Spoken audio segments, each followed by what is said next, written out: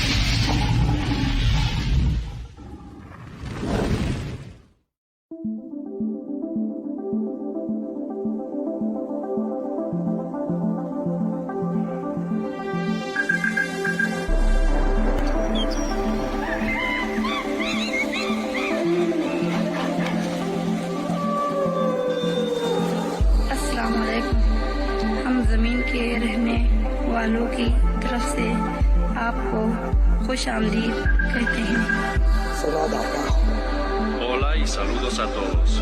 Greetings and friendly wishes to all who may encounter this Voyager and receive this message. Hello.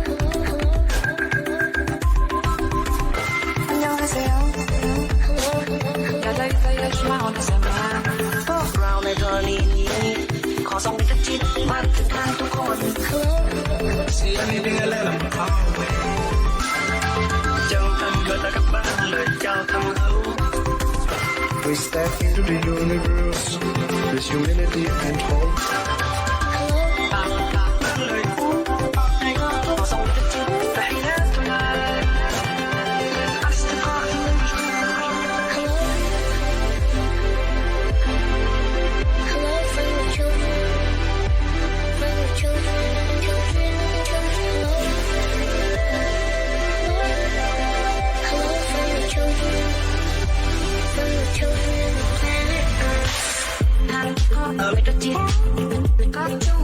Hello from the children, from the children of planet Earth. Hello, hello from the children of planet Earth. Hello from the children. From the children. Hello. Hello from the children. From the children of planet. Hello, greetings mga ka-spacers natin out there from Luzon, Visayas, and Mindanao. And sa lahat po ng ating mga ka-spacers na nakatutok po ngayon worldwide and netwide. Magandang araw po sa inyong lahat and welcome to another episode of COSMOQUEST, a podcast.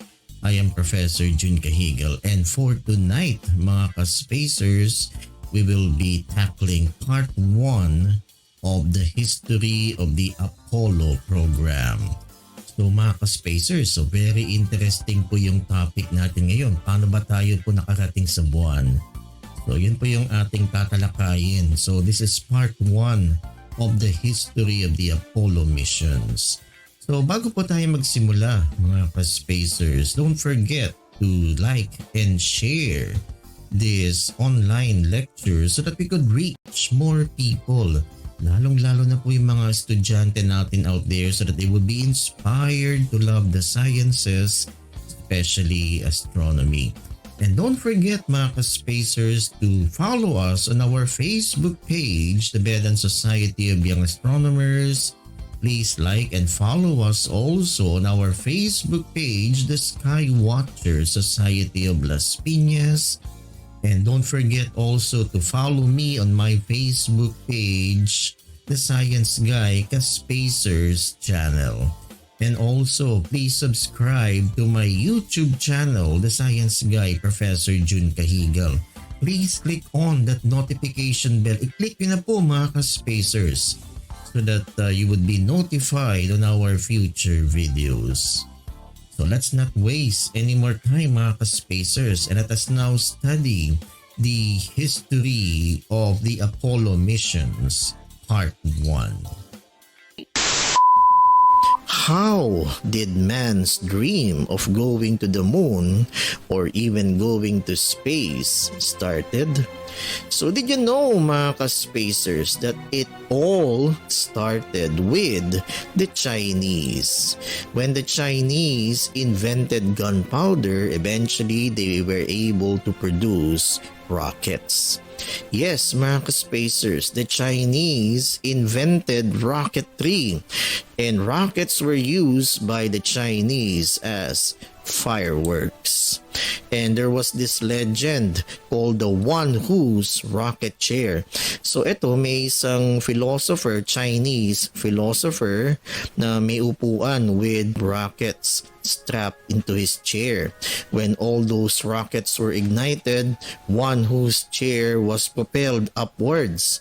So ito yung legend ng first spaceman. Itong Chinese na to si One Who. That's the legend of One Who's rocket chair. So mga ka-spacers, that was the legend of One Who and his rocket chair. And what's amazing mga ka-spacers is that One Who was considered as the first Chinese astronaut. Now, One Who, the Chinese astronaut, attempted a flight to the moon using a large wicker chair which I mentioned a while ago, to which were fastened 47 large rockets.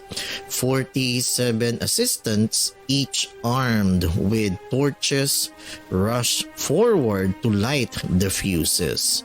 In a moment, there was a tremendous roar, accompanied by billowing clouds of smoke. When the smoke cleared, the flying chair and One Who, the Chinese astronaut, were gone. So they assume na nakalipad nga si One Who at nakapunta siya sa buwan. So that was the Chinese legend of One Who.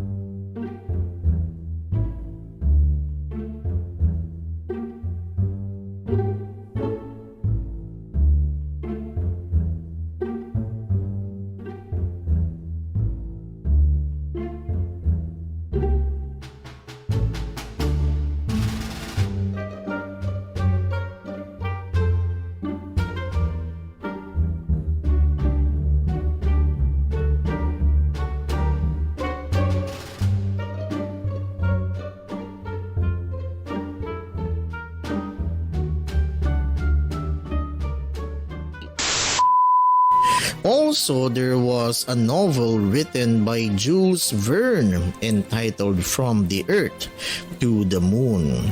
And in this novel by Jules Verne, From the Earth to the Moon, it focuses on a group of obsessive American Civil War veterans, members of the Baltimore Gun Club, who conceived the idea of creating an enormous cannon in order to shoot a space bullet to the moon from a site in Florida.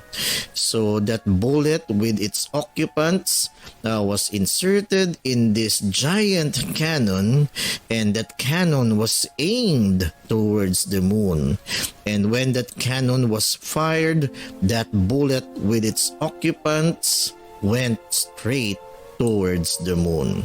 So that was how Jules Verne illustrated a trip to the moon through his novel From the Earth to the Moon.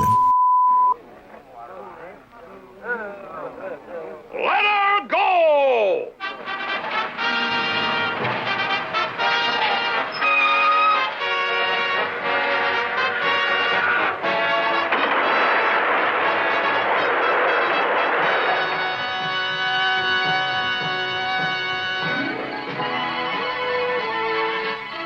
Right, General. Good. Water, food, clothing, Check.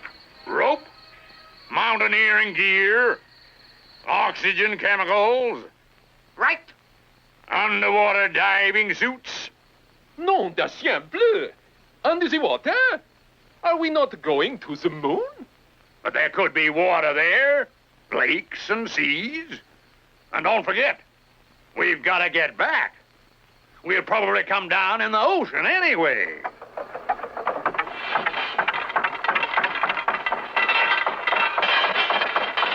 I'll be watching you every minute by a telescope. Good luck, sir. All of you. Good luck. Thanks, Colonel. I shall return.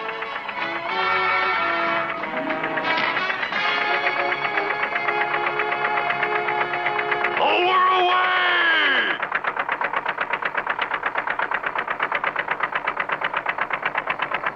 Firing in 15 minutes.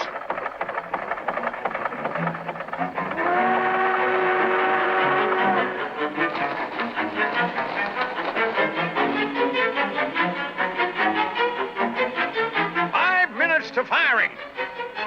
Then we'll know. In 5 minutes, they'll either be on their way to the moon or blown to pieces. I wonder what they're thinking now. They're thinking they'd rather be somewhere else. Tiens, black like the coal mine. How can I see the time in this dark? Wait. That's better.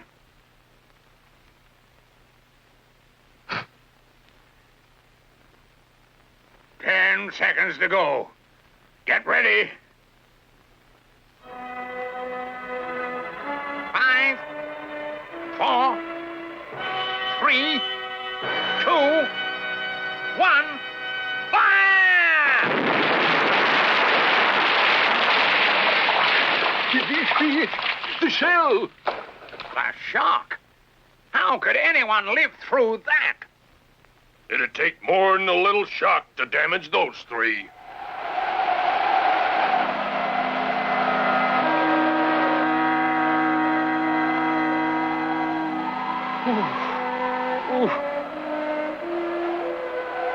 Huh?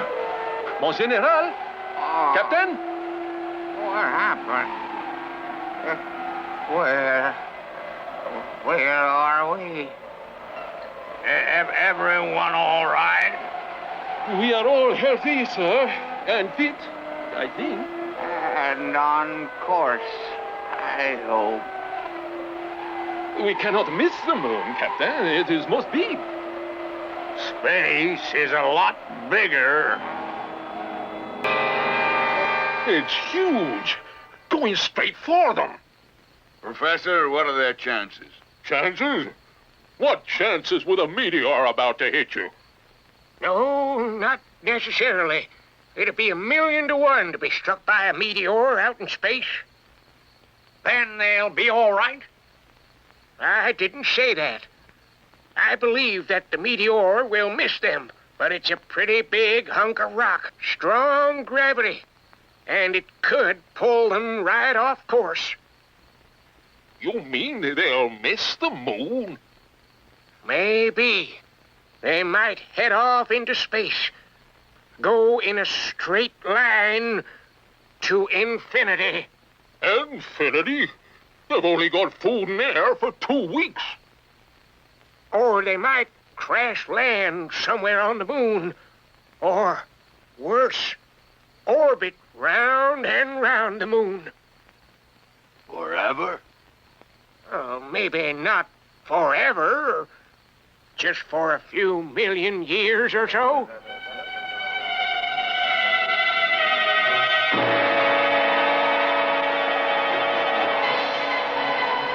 General, can't we do something? I do not like this waiting for a meteor to hit me on the head. I know! We'll fire the rockets and get out of its way. No! We can only use the rockets once. We'll need them to get off the moon.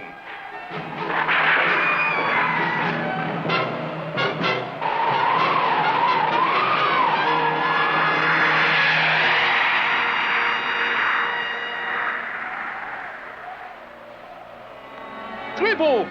We are unharmed and we go straight to the moon. Most fortunate, yes? Not quite. That meteor's thrown us off course. But we'll still land, all right? We'll land all right, but in a place no human eye has ever seen. You mean on the other side? Yes, the other side.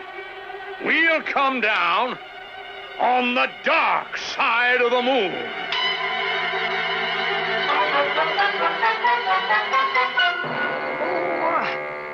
I can't look. It's too bright. That's some meteor. Should be all right now. Gone. I can't see them anywhere. They must have been thrown off course by the meteor. Unless, of course, they were hit. In which case, gentlemen, there'd be nothing to see anyway. This wrong side of the moon, General. What will it be like? Well, the moon's the same all the way around, I guess. Mountains, dry ocean beds, extinct volcanoes. Extinct? You call that extinct? Impossible! It should be the same as the other side, only dark. All those volcanoes. Looks as if the whole place is on fire. At least we will not freeze to death, eh? Get away from the nose! Into the seats! Quick!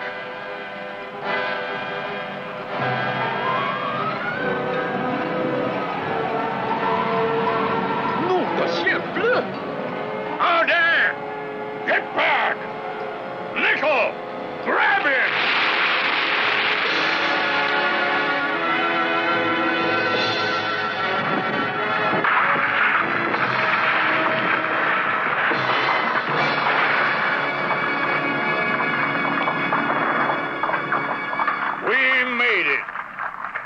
It's obviously warm enough to survive here. All that volcanic heat. The only other thing is the air. Do you think we can breathe out there? I don't know. But we can't sit around using up our supply. We've only got enough for the trip back to Earth. We'll have to open the door sometime. You've got to check the rocket tubes. If they're damaged, we won't be making a trip back to Earth or anywhere. Michelle, what do you think? Hard mon general. I do not think well in this strong noise. That's it. Noise. We can breathe out there. Eh? Noise? Breathing? I do not comprehend. Noise is only a vibration. A vibration of sound waves carried through the air. So there is air on the moon. Down here in the valleys, anyway.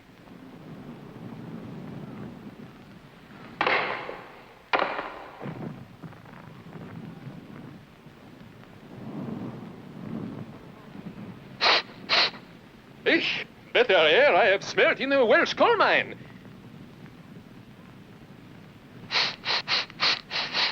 Yes, there's a lot of sulfur in it. But it's breathable. Are we not to inspect the rocket tubes for the return? And have we not forgotten the purpose of this journey? To walk upon the moon. You're right, Michel. After you. But no, mon general. This is your project, your genius, your reward. I insist, après vous.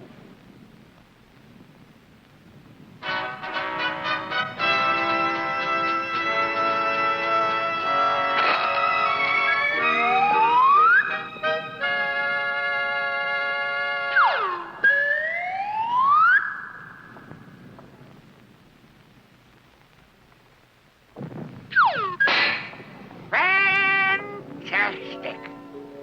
The first man on the moon. First? No. The last maybe, but not the first. There were living creatures on the moon once, long ago. I'm sure of it. Here? Look at it.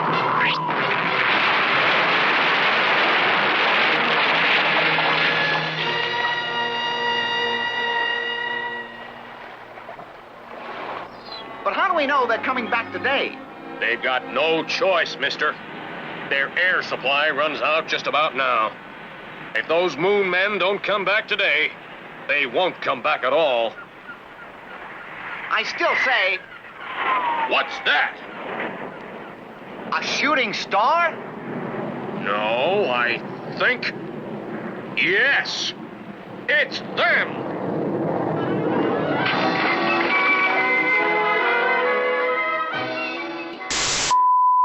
Now, that book written by Jules Verne, From the Earth to the Moon, had inspired many young scientists to dream also of going to the moon, of going into outer space.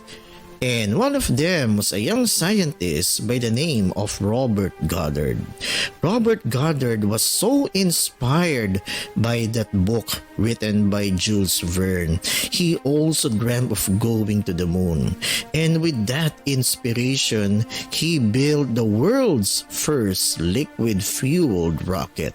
Here is a photo of Robert Goddard together with some of his engineers constructing his liquid-fueled rocket.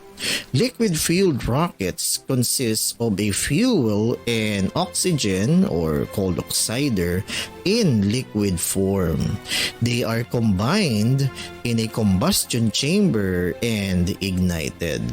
Now, solid-fueled rockets like the one made by the Chinese, yung mga fireworks nila, consist of a fuel and oxider that are pre-mixed in solid form.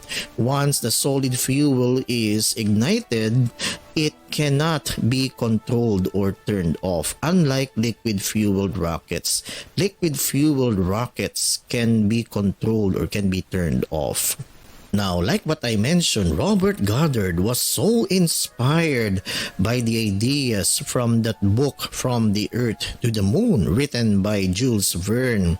And with that, he also conceived his ideas of going to the moon and returning the astronauts safely to the Earth. Again, using the ideas that was conceived in that book, From the Earth to the Moon by Jules Verne. So isn't that fascinating, mga ka-spacers? 9, 8, 7, 7, 6, we have maintenance 5, 4, 3, 2, 1, 0. Booster ignition, Liftoff. and liftoff of the Rocket launches may seem commonplace today. In 2018, there was an average of more than 3 launches every week. But in the past, the idea of sending rockets into space was purely science fiction.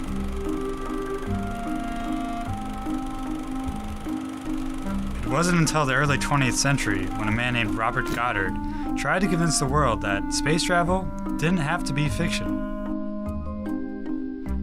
Decades before the space age began, he envisioned using rockets to send science experiments into the upper atmosphere, beyond the heights attainable by weather balloons at the time.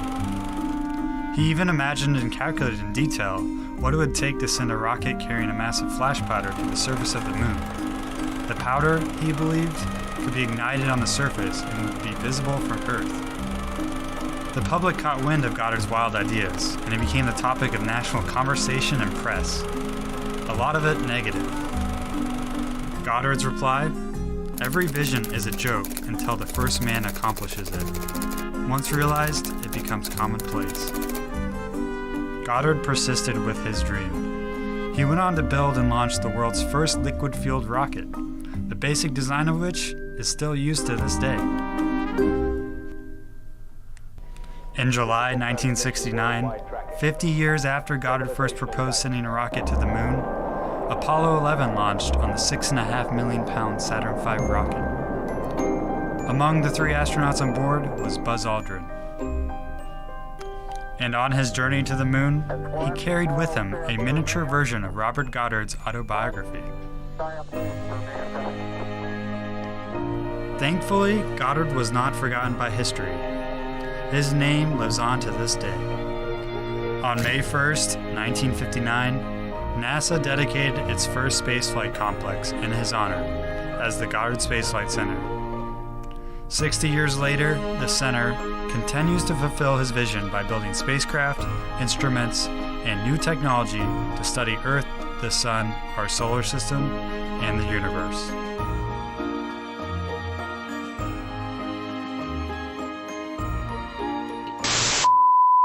Also, we have to consider the contributions of Hermann Oberth and Werner von Braun. Now, Werner von Braun, together with Oberth, they developed the V2 rocket using again the design of Robert Goddard's liquid-fueled rocket. This is for Nazi Germany. Now, Werner von Braun was a Nazi official. And also for your information, mga ka-spacers, Werner von Braun was the brainchild behind the Saturn V that enabled the American astronauts to land on the moon. And like what I mentioned, Werner von Braun was a Nazi official. So here is a photo of Werner von Braun together with top German officials. So again, that's Werner von Braun together with high-ranking Nazi officials. So you can see there in that encircled guy in our photo, that's Werner von Braun together with top-ranking Nazi officials. So here is his mentor, Hermann Oberth, together with Werner von Braun. So mga ka-spacers, this was the V2 rocket that Werner von Braun developed for Nazi Germany. The V2 rocket was the first intercontinental ballistic missile. So on top of that pointed conical structure of the V2 rocket are explosives. And yung mga V2 rockets na yan, they were aimed at London. So ang intention dyan ng Nazi Germany is to use the V2 rocket to bomb London. So that V2 rocket was really the first intercontinental ballistic missile. But let me make this clear, mga ka-spacers. Werner von Braun never intended to use that technology to kill the enemies of Nazi Germany. Wala sa puso ni Wernher von Braun yan. Wernher von Braun really dreamt of going into space. Yun lang ang nasa utak niya. He really dreamt of going into space. Yun nga kanyang obsession. And he was only using the resources of Nazi Germany to fund his research on the V2 rocket. Yun lang naman ang intention niya. And he really had this obsession of going into space. In fact, the V2 rocket had already reached the so-called Kármán line. So itong Kármán line is the so-called boundary of outer space. And the Kármán line is in the thermosphere. So the V2 rocket was able to reach the Kármán line. So what am I saying, mga ka-spacers? What I'm trying to say is that the V2 rocket was able to reach outer space. So yan na, natutupad na ni Wernher von Braun yung kanyang dream of going into space. The V2 rocket was able to reach the Kármán line, which is the beginning of outer space. Long before his weapon hit London, Wernher von Braun had aimed for the moon. Von Braun was raised in an elite family, but he got interested in spaceflight very early. As a small boy, he said, "I want to spin the wheel of progress." Well, he joined an amateur rocket club launching what we would now think of as backyard toys. I have no doubt was probably perceived as a little weird at the time. And this group of men shooting for the stars caught the attention of famous science fiction film director Fritz Lang. Movie men like Fritz Lang were interested in the show business angle of launching these toy rockets. But von Braun was soon offered a new starring role. The German army hired the young scientist for their rocket department. They were interested in all sorts of advanced technologies, and they also noticed the small group around Wernher von Braun, which was developing rockets. The Versailles Peace Treaty had forbidden weapons like tanks, planes, heavy artillery to Germany. But nobody had thought of mentioning missiles.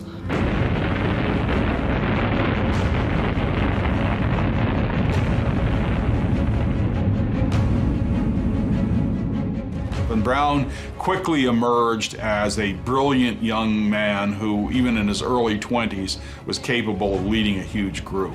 The German army put von Braun to work to develop what was to become the world's first ballistic missile, an unmanned projectile some would argue by today's standards would be a weapon of mass destruction. Now, to further refine the technology behind the V2 rocket and to fulfill his dreams of going into space, decided to surrender. So here is a flowchart showing kung paano nag-surrender sila Wernher von Braun. So we have here Nazi German rocket scientists, kasama na dyan si Hermann Oberth and Wernher von Braun. Now Wernher von Braun, together with Hermann Oberth and some other rocket scientists, they surrendered to the United States through Operation Paperclip. Then another group of Nazi German rocket scientists led by Helmut Gottrup surrendered to the Russians, to the Soviet Union. So dito na nagsimula yung parang conflict between the Russian space program and the American space program. So there, mga ka-spacers, that's how Wernher von Braun surrendered to the United States through Operation Paperclip. And here is a photo of Wernher von Braun talking to some of the top officials of the United States Army. So that's how Wernher von Braun surrendered to the United States. And Wernher von Braun would eventually become a key figure in the development of the American space space program. Now, yung counterpart ni von Braun na si Helmut Gottrup medyo nagpakitang gilas in the development of the Soviet space program. And on October 4 of 1957, the Soviet Union sent into orbit the first artificial satellite, Sputnik 1. The launch of Sputnik 1 had captured the world. Sputnik 1 is nothing more than a metal sphere, and inside is a radio transmitter producing a beeping sound. So pag yan ay dumaan sa United States, medyo natatakot yung mga Amerikano. And that became headlines sa mga newspapers ng United States. Russians win race to launch Earth satellite. So dito talaga nagsimula yung so-called space race, the launching of Sputnik 1. Kaya yung mga Amerikano ay takot na takot pag dumadaan ang Sputnik 1 sa US territory kasi akala nila yung Sputnik 1 ay may dalang bomba, baka bombahin ang mga Russians yung mga Amerikano. So pag dumadaan ang Sputnik 1 ay naglalabasan yung mga Amerikano at namamangha sila sa technology na pinakita ng mga Russians. So that's the impact of Sputnik 1 to the Americans. So mga ka-spacers, medyo umaarangkada na ang Soviet space program at napag-iiwanan na yung mga Amerikano. And to further show the superiority of the Soviet space program after Sputnik 1, on November 3 of 1957, Sputnik 2 was launched. And what's so special about Sputnik 2 is that it has a pilot on board, a dog by the name of Laika. But unfortunately, because of the lack of life support on board Sputnik 2, Laika eventually died. Pero ito yung attempt to put a living thing on an artificial satellite. So medyo nangunguna na dito ang Soviet space program. Now, ayaw magpatalo ng mga Amerikano. The Americans finally get in the act. And on February 1 of 1958, Explorer 1 was launched, which is the United States' first artificial satellite to be in orbit around the Earth. Now, it transmitted valuable information about the magnetic field surrounding the Earth. Explorer 1 orbited for 12 years before crashing into the ocean. Now, one of the key personalities in the development of Explorer 1, which is considered as the United States' first artificial satellite, was no other than Wernher von Braun himself. And in this photo, you could see Wernher von Braun presenting a model of Explorer 1. Indeed, Wernher von Braun would eventually become a key figure in the development of the American space program. And to further kick off the American space program, on October 1 of 1958, a famous American agency was formed, and that was NASA. NASA stands for National Aeronautics and Space Administration. NASA had several goals. Number 1, to continue to gather data about the Earth's atmosphere and the outer space. Number 2, to test new technologies for launching rockets. And number 3, ito yung nakakasindak talaga, to beat the Russians. So those are the goals of NASA. And in 1959, to kickstart the American space program with NASA at the helm, in 1959, NASA began the search for test pilots for the new manned spaceflight program. And that spaceflight program was called Project Mercury.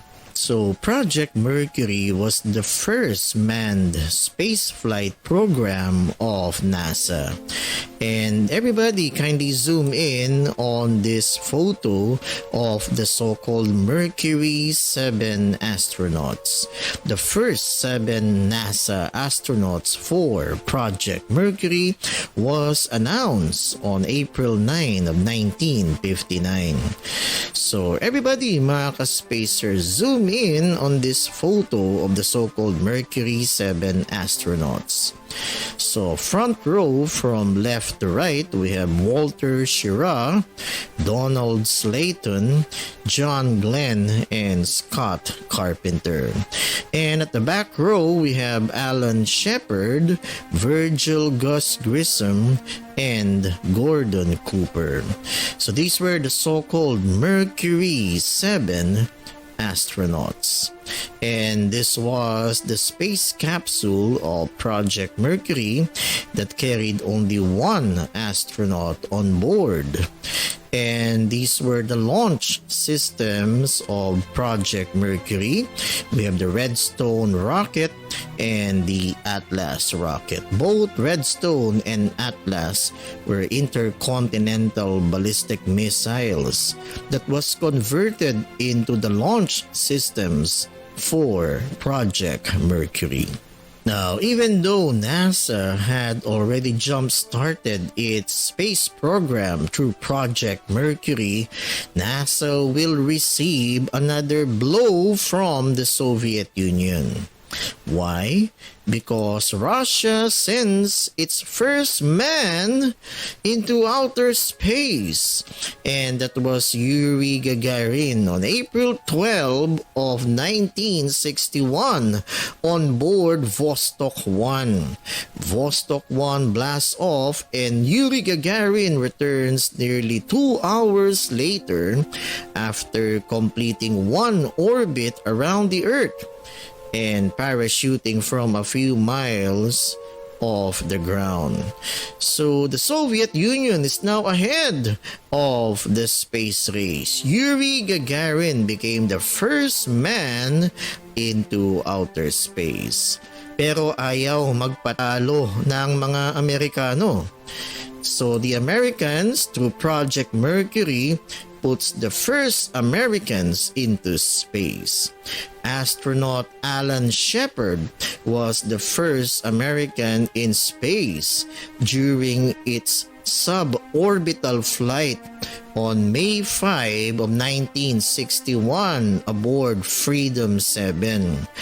Now, Freedom 7 was carried by the Redstone 3 rocket, which was launched from pad LC5 at Cape Canaveral in Florida. So let me make this clear, mga ka-spacers, that Alan Shepard was the first American in space. He was able to reach the Kármán line, but his flight was only suborbital aboard Freedom 7. Hindi po siya nag-orbit around the Earth because the Redstone rocket was not powerful enough to put Alan Shepard in orbit around the Earth, but he was able to reach the Kármán line. Therefore, Alan Shepard was the first American in space. On the 5th of May 1961, astronaut Alan Shepard became the first American to travel in space. Project Mercury began in October 1958 with the objective of achieving the first human spaceflight.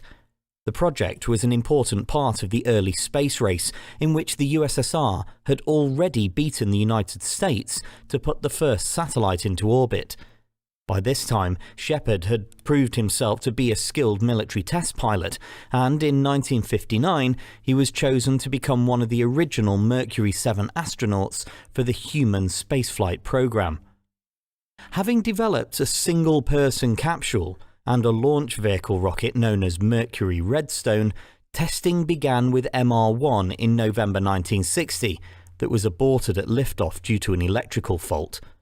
The subsequent MR2 mission crewed by Ham the chimpanzee also experienced technical problems that prompted major alterations to the spacecraft. As a result, the first crewed mission, formerly known as Mercury Redstone 3, had to be postponed. While NASA resolved the remaining technical problems, Yuri Gagarin from the Soviet Union became the first human to travel in space on the 12th of April 1961.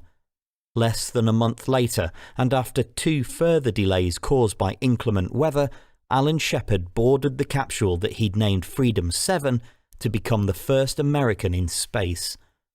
In front of an estimated television audience of 45 million people, he lifted off at 9:34 a.m. The flight lasted for 15 minutes and 22 seconds and reached a maximum altitude of 116 miles before returning to Earth for splashdown in the Atlantic Ocean. Shepard was celebrated as a national hero and later served as commander of the Apollo 14 mission, when he became the 5th person to walk on the moon. Realizing that the Redstone rocket was not powerful enough to put the Mercury capsule in orbit around the Earth, NASA eventually decided to make use of the Atlas rocket, which was more powerful. And astronaut John Glenn became the first American to orbit the Earth on February 20 of 1962 aboard Friendship 7 that was launched by the Mercury Atlas 6 rocket. So that was John Glenn. John Glenn was the first American to orbit the Earth.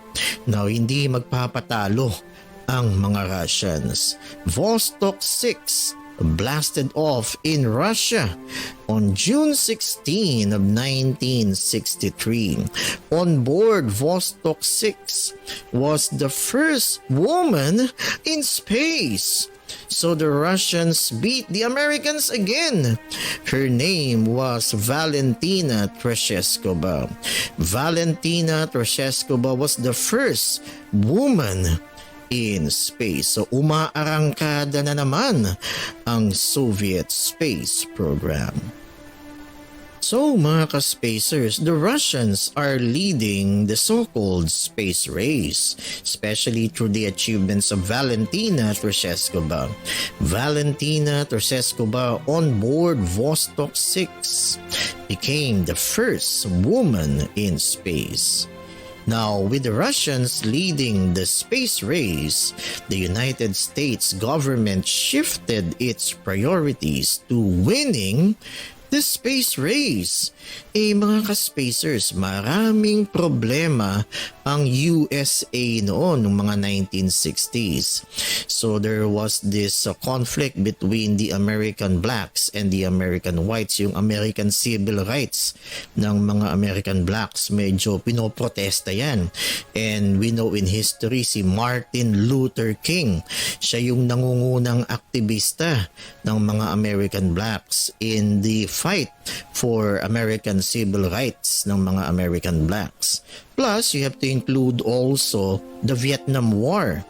So, maraming problema ang USA noon. But still, the United States government shifted its priorities to winning the space race. And John F. Kennedy challenged NASA. Ito yung kanyang famous speech. So sabi ni John F. Kennedy, I believe this nation should commit itself to achieving the goal before this decade is out of landing a man on the moon and returning him safely to the earth. That was John F. Kennedy's historic challenge. Yan sa American people. I believe this nation could commit itself to achieving the goal before this decade is out. Dapat bago matapos yung 1969, they would be able to land a man on the moon and returning him safely to the earth. So that was the famous speech of John F. Kennedy. So inutusan ni John F. Kennedy ang NASA. Let's aim for the moon, sabi ni John F. Kennedy. Let's aim for the moon. Let's beat the damn Russians. Pero ang tanong kay James Webb, si James Webb at that time was the administrator ng NASA. Ang tanong ni James Webb, how do we get to the moon and back? Wala pang technology that will enable man to go to the moon and return him safely to the earth. So they will have to do that from scratch. So that was now the challenge of John F. Kennedy. NASA must be able to develop new technologies so that they can achieve the goal before the decade is out of landing a man on the moon and returning him safely to the earth. So at this point, let us now study the rocket that was used to carry the astronauts to the moon and return him safely to the earth. Now, the rocket that was used was the mighty Saturn V, and it was Wernher von Braun who became the key figure in the development of the mighty Saturn V. You could see here Wernher von Braun together with John F. Kennedy, and in this photo you could see John F. Kennedy discussing some things with Wernher von Braun. Alright, and here is a photo of Wernher von Braun with his mentor Hermann Oberth. Now, the Saturn V launch vehicle is composed of 3 stages. On top of the mighty Saturn V was the Apollo spacecraft. And for your information, mga ka-spacers, the Saturn V is about 363 feet tall. Mas mataas pa ang Saturn V as compared to the Statue of Liberty and the Big Ben sa London. So that's how immense Saturn V is. Saturn V is still the largest rocket ever built by man. And the Saturn V launch vehicle again is composed of 3 stages. Now, multi-staging is important following Newton's second law. If you are familiar with Newton's second law of motion, so the first stage will carry or will lift the entire weight of the rocket. Once the fuel of the first stage runs out, the first stage is jettisoned, the second stage will continue, so magiging mas magaan na. And we know from Newton's second law, the lighter the object, the faster is the acceleration. So that's the Saturn V multi-staging concept. Alright, and this is the Apollo spacecraft. So you could see here the command module. So nandyan yung mga astronauts. And you have here the service module, which contained oxygen and life support for the astronauts. And you have the lunar module. So the mighty Saturn V will carry the Apollo spacecraft to the moon. The Apollo spacecraft is composed of the following components. We have the command module, the service module, and the lunar module. The command module can accommodate 3 astronauts. One is the mission commander, the other is the command module pilot, and the other astronaut is the lunar module pilot. Then the service module contains the life support for the astronauts and the propellant for the main engine. And you have the lunar excursion module or LEM, pero ang tawag natin dyan ay lunar module. Ito yung parang gagamba that can accommodate 2 astronauts. One is the commander and the other is the lunar module pilot. Ito yung maglaland sa lunar surface, yung lunar module. Alright, so at this point, mga ka-spacers, let us now study the mission plan in going to the moon and returning the astronauts safely to the Earth. There were 2 mission plans proposed. The first was proposed by Wernher von Braun himself. and he called this the Direct Ascent Mission Plan. The Direct Ascent Mission Plan was to build one massive rocket capable of leaving the Earth and landing all the crew members on the lunar surface. So that was the Direct Ascent by Wernher von Braun.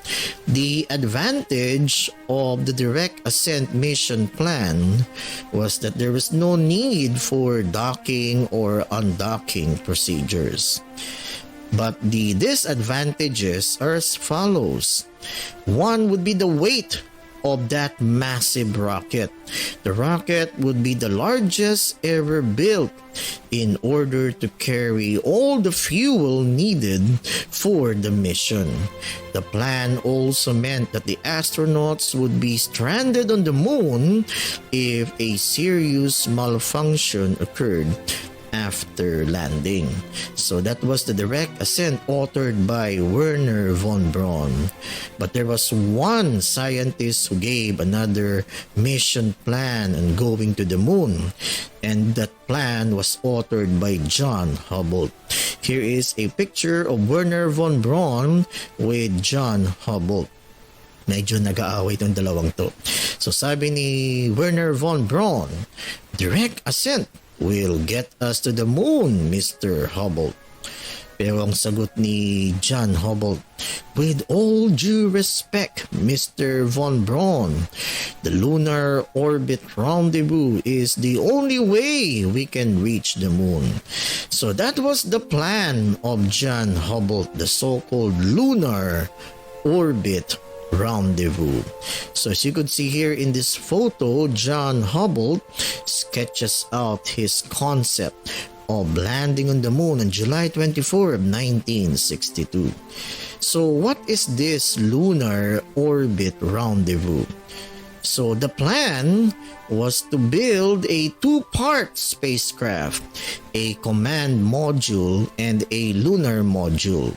The lunar module would separate from the command module in lunar orbit, land, relaunch, and then rendezvous again with the command module. So that's the Lunar Orbit Rendezvous mission plan. The advantage of LOR would be less weight, and one astronaut would remain in lunar orbit at all times.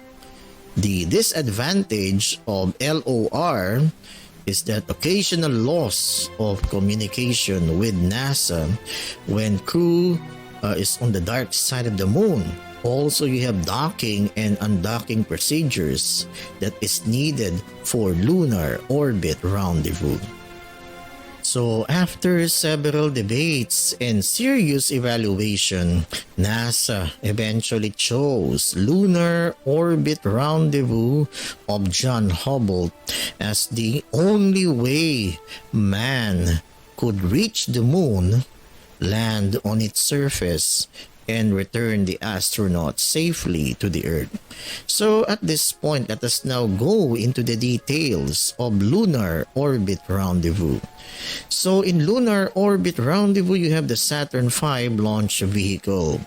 The 3 stages of the Saturn V would burn for about 11 minutes in order to achieve a 100 nautical mile circular parking orbit around the Earth. So as you could see here in this photo, the first stage of the Saturn V is being jettisoned. Alright, then after the circular parking orbit around the Earth, the Apollo spacecraft will have to undergo the so-called trans-lunar injection or TLI. After 1 or 2 orbits to verify the readiness of the spacecraft systems, the third stage reignites for about 6 minutes to send the Apollo spacecraft on a trajectory to the moon. So that's the so-called trans-lunar injection. Then the Apollo spacecraft will undergo what we call transposition and docking. The spacecraft lunar module adapter panels separate to free the command service module and expose the lunar module or LEM.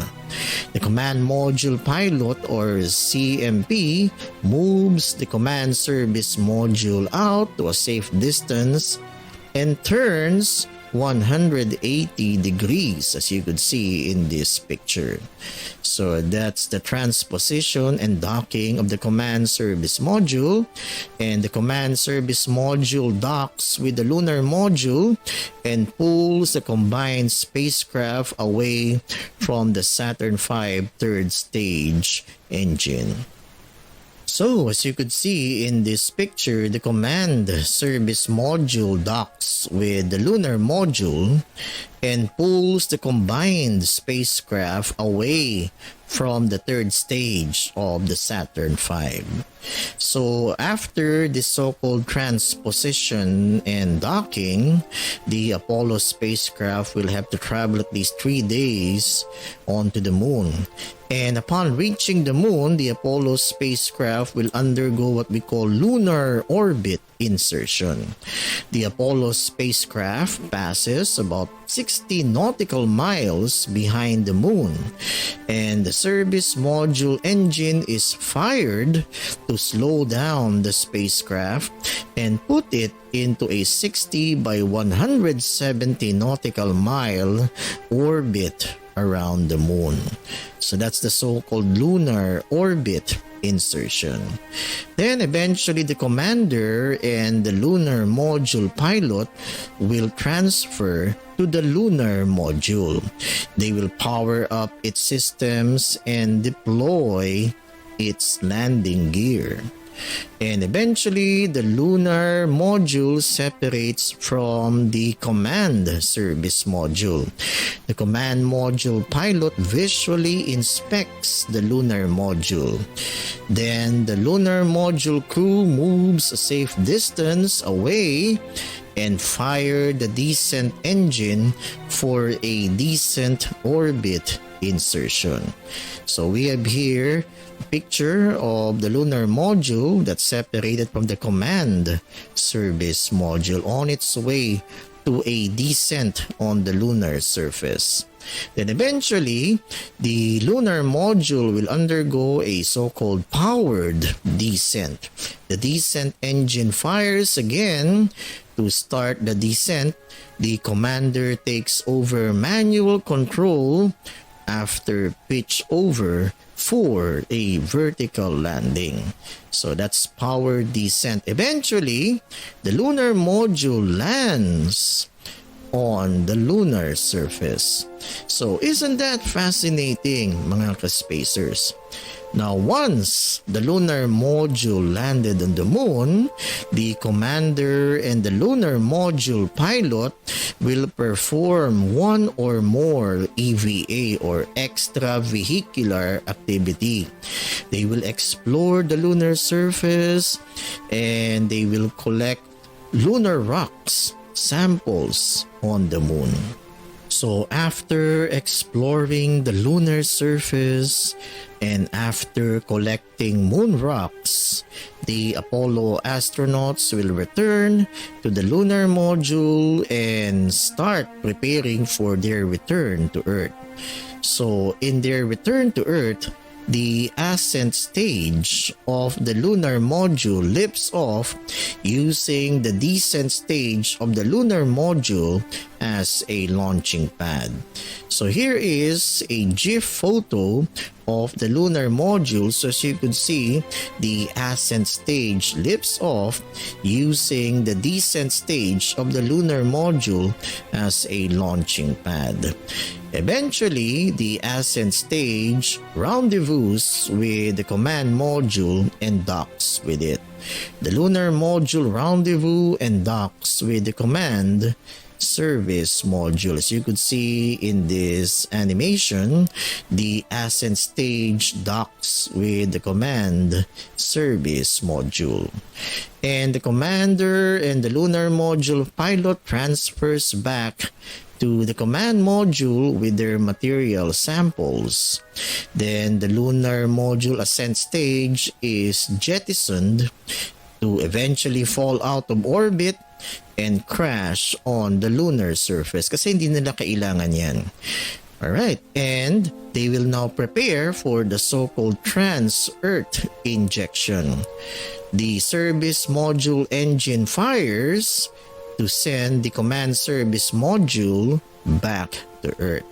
So that's the so-called trans-Earth injection. Then eventually, after 3 days of traveling and upon reaching the Earth, the service module is jettisoned. Maghihiwalay yan kasi hindi nila kailangan yan just before re-entry. And the command module turns 180 degrees to face its blunt end forward for re-entry. Alright, and eventually, the command module re-enters the Earth's atmosphere.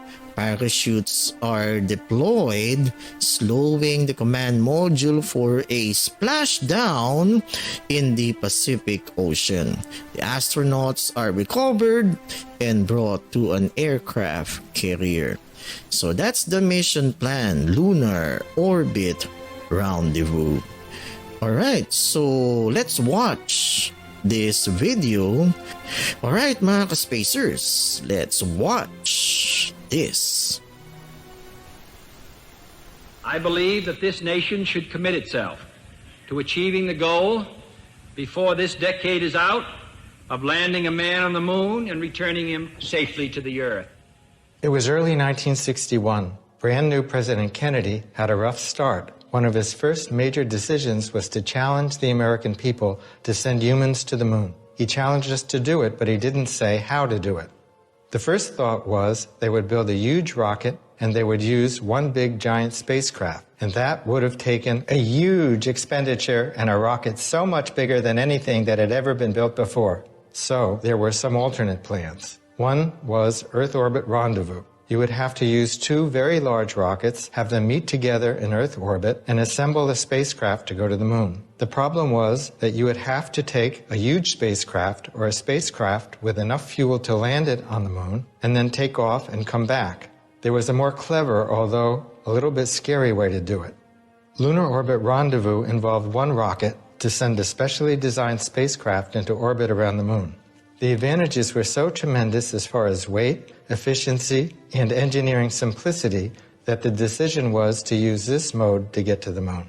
So you have this 3-part spacecraft: lunar module, service module, command module, and orbit around the moon. The lunar module is modular itself. It has a descent stage, that's the bottom, and it has an ascent stage, the part where the astronauts live. It has enough fuel and a very important engine so that it can lift off and bring 2 astronauts back up from the moon and rendezvous and dock again with the command module. When the command module and service module gets close to the Earth, the service module is jettisoned, and the only thing that comes back is the command module with the 3 astronauts. So mga ka-spacers, I hope you liked that video of Lunar Orbit Rendezvous. And as you could see in this photo, you have the command module making a splashdown at the Pacific Ocean. So mga ka-spacers, in order to succeed in putting men on the moon, astronauts must, number 1, practice docking and rendezvous maneuvers. Number 2, practice EVA or extravehicular activity. And number 3, to practice prolonged stay in space. With this, NASA created Project Gemini. Now, Project Gemini was an intermediate step between Mercury and Apollo, developing new technologies needed for lunar exploration. The Gemini capsule can accommodate 2 astronauts, and the Gemini capsule was carried by the Titan rocket. The Titan rocket was an ICBM or Intercontinental Ballistic Missile converted into a launch system for the Gemini program. Alright, so at this point, let us now enumerate the mission objectives of Project Gemini. Number 1, to test the astronauts' ability to fly long-duration missions. Number 2, to understand how spacecraft could rendezvous and dock in orbit. Number 3, to practice re-entry and landing methods. And number 4, to understand the effects of longer space flights on astronauts. So at this point, let us now mention some of the missions of Project Gemini, starting with Gemini 3. Gemini 3 was the first crewed mission in NASA's Gemini program. On March 23, 1965, astronauts Gus Grissom and John Young flew 3 low Earth orbits in their spacecraft, which they nicknamed Molly Brown. And we have here Gemini 4 on June 3 of 1965. NASA's Gemini 4 or Gemini 4 launched astronauts Ed White and James McDivitt into space on a mission to perform the first American spacewalk. So it was Ed White who made the first American spacewalk on the Gemini 4 mission. So mga ka-spacers, that was the achievement of Gemini 4. Ed White in Gemini 4 became the first American to conduct a spacewalk. On June 3 of 1965, Ed White became the first American to conduct an EVA or spacewalk. That's the achievement of Gemini 4. Then we have Gemini 5. Gemini 5 carrying the astronauts Gordon Cooper and Charles Pete Conrad. The flight was designed to last 8 days to demonstrate a long-duration crewed flight and evaluate the effects of long periods of weightlessness. Gemini 5 breaks the spaceflight duration record on August 29 of 1965. So isn't that exciting, mga ka-spacers? Then we have Gemini 6. Gemini 6 achieved the first manned rendezvous with another spacecraft with its sister Gemini 7. So on December 15 of 1965, Walter Schirra and Thomas Stafford on Gemini 6 and Frank Borman and James Lovell on Gemini 7 accomplished the first space rendezvous. Gemini 6 here in this photo views Gemini 7. Now here are some photos of that famous rendezvous between Gemini 6 and Gemini 7. So isn't that fascinating, mga ka-spacers? So that's Gemini 7 with Frank Borman and James Lovell. Gemini 7 on December 4 of 1965 made the first orbital rendezvous mission with Gemini 6. And here is Frank Borman and James Lovell. Now, Gemini 7 also has a special mission. Gemini 7 is planned to be a long-duration flight investigating the effects of 14 days in space on the human body. Gemini 7 conducts 20 experiments, the most of any Gemini missions, including studies of nutrition in space. So that's Gemini 7. Now, right after the success of Gemini 7, NASA launched Gemini 8. On March 16, 1966, NASA astronauts Neil Armstrong and Dave Scott performed the first link-up of two spacecrafts together in Earth orbit. So you have the Gemini 8 capsule linking up with the Agena rocket. Now, this milestone would prove vital to the success of future moon landing missions. So here is an illustration of that link up between the Gemini 8 capsule and the Agena rocket. Now, during the course of the mission, the spacecraft maneuvering thrusters malfunctioned, and this caused Neil Armstrong and Dave Scott's capsule to tumble out of control. Now, because of the presence of mind of Neil Armstrong was able to regain control of the Gemini 8 capsule. And this is crucial in the selection of Neil Armstrong for the Apollo 11 mission. Gemini 8 was the first emergency in space. Now, to give you an idea of what really happened to Gemini 8, let's watch this video of Gemini 8 so we can visualize what really happened to Neil Armstrong and Dave Scott. So everybody, mga ka-spacers, let's watch this. You don't.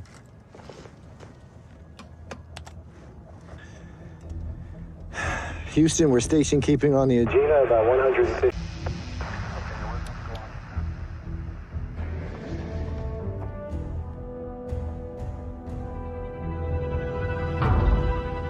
Flight, we are docked.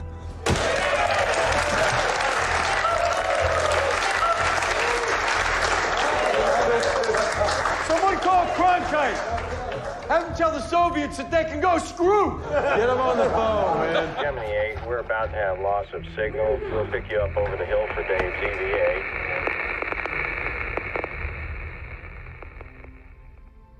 Neil, we're in a bank. Shut off the Agena's control systems. Code 400. Agena control system shut down.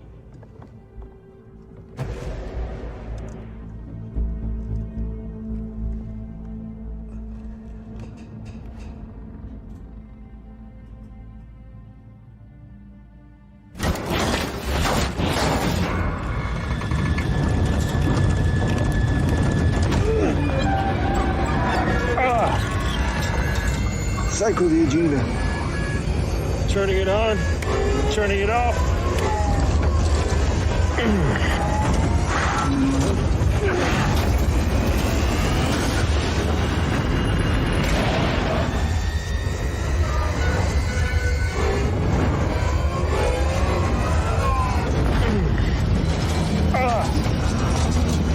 I'm gonna cycle the Acme propeller motor valves.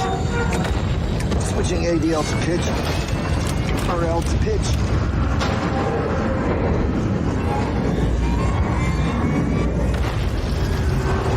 Roll meter 200 and rising. Separate from the Agena. Setting Agena to allow remote command. Switching on the DAC. Make sure you give it extra thrust so we don't smash into the Agena. On my mark. On dock. 2, 1.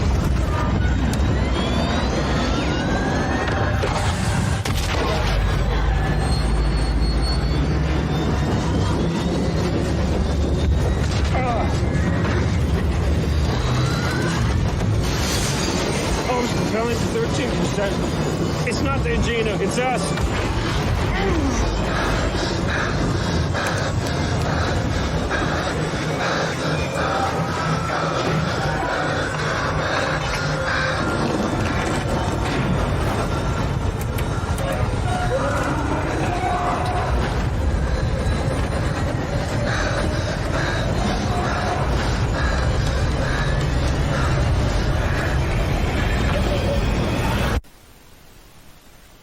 So mga ka-spacers, isn't that fascinating on how Neil Armstrong had saved Gemini 8? Because of his presence of mind and training, Neil Armstrong was able to regain control of the Gemini 8 capsule. Now, right after Gemini 8, NASA launched Gemini 9. Gemini 9 was the 7th crewed Earth-orbiting spacecraft of the Gemini series, and it carried the astronauts Tom Stafford and Gene Cernan. The primary mission objectives of Gemini 9 were to demonstrate the following. Number 1, rendezvous techniques and docking with a target vehicle to simulate maneuvers to be carried out on future Apollo missions. Number 2, an extravehicular activity or EVA or spacewalk to test the astronaut maneuvering unit or AMU. And number 3, precision landing capability. Here is an illustration of that AMU unit that was tested by Gemini 9. So right after the success of Gemini 9, NASA launched Gemini 10. Gemini 10 carried the astronauts John Young and Michael Collins. So in this photo, we have John Young and Michael Collins. By the way, Michael Collins will be selected as part of the Apollo 11 crew. And Gemini 10 completed rendezvous with 2 separate targets, retrieve an experiment package from another orbiting object, and Michael Collins became the first person to visit another spacecraft in orbit. So isn't that fascinating, mga ka-spacers? All were designed as stepping stones in preparation for the Apollo moon landings to follow. So those were the achievements of Gemini 10. So this is Gemini 10, a Gina target docking vehicle in the photo. Alright, then we have Gemini 11. Gemini 11's flight remains notable for achieving the highest altitude in orbit ever recorded using the thrust rockets from the Agena target vehicle. Now, the Gemini 11 capsule was piloted by Dick Gordon on the left of our photo and command pilot Charles Pete Conrad. And again, Gemini 11 has achieved the highest altitude in orbit ever recorded. And lastly, we have Gemini 12. Gemini 12 was the final flight of the Gemini series, which bridged the Mercury and the Apollo programs. This mission carried astronauts Jim Lovell and Edwin Buzz Aldrin. Now, Edwin Buzz Aldrin later would be selected as part of the crew of Apollo 11. Now, these astronauts was scheduled to perform rendezvous and docking with the Agena target vehicle to conduct 3 extravehicular activities or EVA operations. So that's Gemini 12. And here we have a photo of Buzz Aldrin doing an EVA. Agena target vehicle 5001A was launched on November 11, 1966 at 7:08 p.m. UTC from Launch Complex 14 at Cape Canaveral. Meant to serve as a docking target for Gemini 12, it was originally the ground test article and not meant to fly. Rather than order a new Agena though, the program just decided to refurbish this one and launch it for this last mission of the Gemini program. On its way to orbit though, the Agena seemed to have a brief, mysterious issue with pump performance, but there were conflicting readings.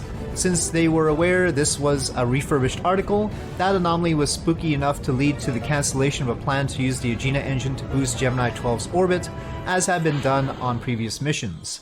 Since that had already been demonstrated successfully before, it wasn't a big loss to the mission plan, and it was a solid safety measure. As it turned out, Mission Control tried to fire the Agena engine after Gemini 12's return, and it simply refused to start. That wasn't the only problem with this Agena though, as the rendezvous radar would also send messed up information to Gemini 12, requiring the astronauts to dock manually. Gemini 12 was launched one orbit or roughly 1.5 hours after Agena at 8:46 p.m. UTC from Launch Complex 19. It carried Jim Lovell on his second spaceflight and Buzz Aldrin on his first. Buzz was an unconventional astronaut in that, while he had been a fighter pilot who flew combat missions in Korea, he had never been a test pilot, and felt excluded from the test pilot club that dominated NASA's manned spacecraft program. He also had a doctorate in astronautics from MIT, the first astronaut to have a doctorate, and was viewed as more of a scientist, an egghead if you will. He specialized in rendezvous and maneuvers in space, and crafted the methods for manual rendezvous that other missions had been testing. In this mission, with the radar messing up and him finally getting to fly after being left on the bench for so long, he finally got to put his theories into direct practice and managed the rendezvous with minimal propellant usage. Aldrin also had the task of conducting 3 spacewalks, EVAs, that NASA hoped would solve the problems they'd been having with astronauts working in space. He had been the backup to Gene Cernan for Gemini 9A, the first flight to have EVA problems, and now Cernan was his backup. So he was the first to fly with close knowledge of what happened there and the time to train for it. He also was the first to be able to use underwater training, which had been advocated by Mercury astronaut Scott Carpenter and built largely to prepare for Skylab, America's first space station, and a planned offshoot of the Apollo program that was already in active development. You see, the Apollo lunar missions were not expected to require zero-gravity spacewalks unless there was an emergency. All the EVAs were going to be on the lunar surface with 1/6 gravity. Skylab was another matter, though. So Aldrin had solid underwater experience, but also, critically, handholds and foot restraints. The input from both Mike Collins and Dick Gordon had been clear about the need for these. As a result, Aldrin completed 3 EVAs, 2 of which were the easier stand-up EVA types, while one was a 2-hour full EVA, and completed them successfully with minimal exertion. The full EVA included attaching another tether to the Agena and trying to rotate the Gemini and Agena to generate artificial gravity again, but as on Gemini 11, the tether remained slack. With this last Gemini mission, NASA felt it had finally confirmed that astronauts could effectively work without the presence of gravity, though much more work would need to be done to refine techniques. Well, I guess that's about it for part 1 of the history of the Apollo mission. So sana po mga ka-spacers, marami po kayong natutunan about the beginnings of the Apollo missions. And bilang tulong nyo na rin po sa amin, please don't forget to like and share this episode of COSMOQUEST so that we could reach more people. Lalong-lalo na po yung mga estudyante natin out there so that they would be inspired to love the sciences, especially po astronomy. Don't forget to like and follow us on our Facebook page, the Belan Society of Young Astronomers. Like and follow us also on our Facebook page, the Sky Watchers Society of Las Piñas. And also mga ka-spacers, follow me on my Facebook page, the Science Guy, Ka-Spacers TV. And meron din po akong YouTube channel. Please subscribe to my YouTube channel, The Science Guy, Professor Jun Cajigal. Please click on that notification bell so that you will be updated on our future videos. And mapagpatuloy po namin yung aming advocacy to share the good news of science and technology. So hanggang dito na lang po tayo mga ka-spacers, and marami pong salamat sa inyong pagtutok dito sa episode of COSMOQUEST. Please stay tuned for part 2 of the history of the Apollo program. This is your ka-spacer and Space Commander, Professor Jun Cajigal, saying, live long and prosper. And always remember mga ka-spacers to always keep your space. So, antabayanan niyo po part 2 of the history of Project Apollo in our next episode of COSMOQUEST. Bye-bye for now and always stay safe. Bye-bye po.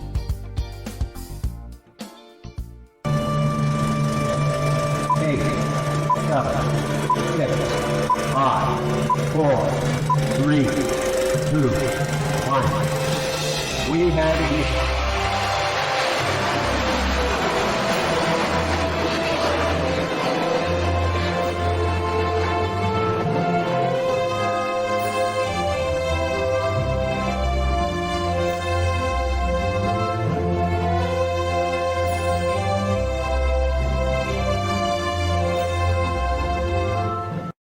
We choose to go to the moon in this decade and do the other things, not because they are easy, but because they are hard.